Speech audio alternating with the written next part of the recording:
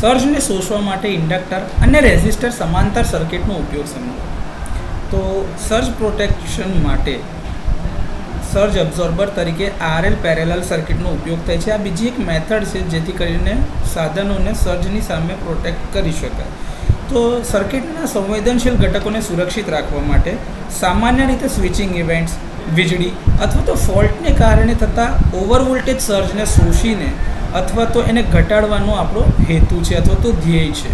તેથી એક ઇન્ડક્ટર અને એક રેઝિસ્ટર સમાંતર સંયોજનમાં ઉપકરણ અને લાઇનની વચ્ચે જોડાયેલા છે. જો અહીંયા તમને આકૃતિમાં દેખાતું હોય તો આપણી એક લાઇન છે અને આપણું એપરેટસ છે. આ બંનેની વચ્ચે પેરેલલની અંદરમાં આરએલનું એક આ પેરેલલ કોમ્બિનેશન લગાડેલું છે.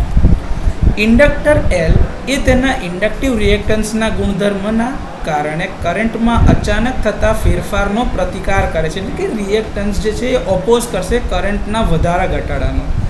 હવે એનો જે ઇન્ડક્ટિવ રિએક્ટન્સ છે એની વેલ્યુ થાય XL બરાબર 2πf/L, કે જેમાં ફ્રીક્વન્સીના સમપ્રમાણમાં હોવાથી જેમ ફ્રીક્વન્સી વધે એમ રિએક્ટન્સમાં પણ વધારો થશે.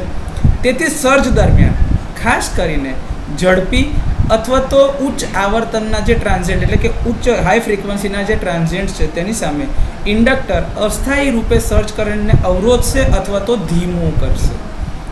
સામાન્ય પરિસ્થિતિ વખતે રિએક્ટન્સ ઓછો હોવાના કારણે બધો જ કરંટ એ લાઇન અને રિએક્ટન્સમાં થઈને એપરેટસમાં પસાર થતો હશે. તો એ સમયે એની અંદરમાં ઓછું રિએક્ટન્સ છે રેઝિસ્ટન્સની સાપેક્ષે, તો બધો જ કરંટ એ ઇન્ડક્ટિવ રિએક્ટન્સમાંથી પસાર થશે રેઝિસ્ટરમાંથી જવાના બદલે. પરંતુ જ્યારે સર્જ આવશે તે વખતે ઇન્ડક્ટિવ રિએક્ટન્સની કિંમતમાં વધારો થશે એટલે એ હાઈ રેઝિસ્ટન્સ ઓફર કરશે.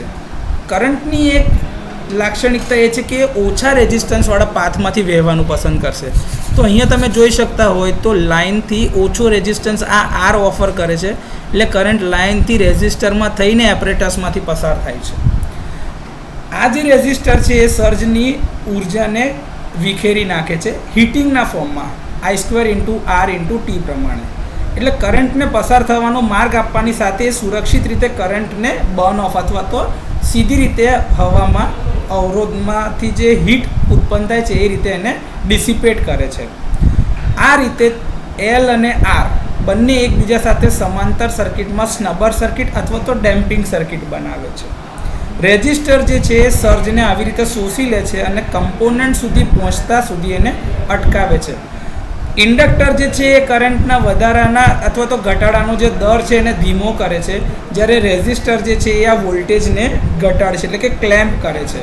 તો આ રીતે ઇન્ડક્ટર અને રેઝિસ્ટર પેરેલલ સર્કિટ એકબીજા સાથે સ્નબર સર્કિટ અથવા તો ડેમ્પિંગ સર્કિટ બનાવીને સર્જની સામે એપરેટસને રક્ષણ આપે છે.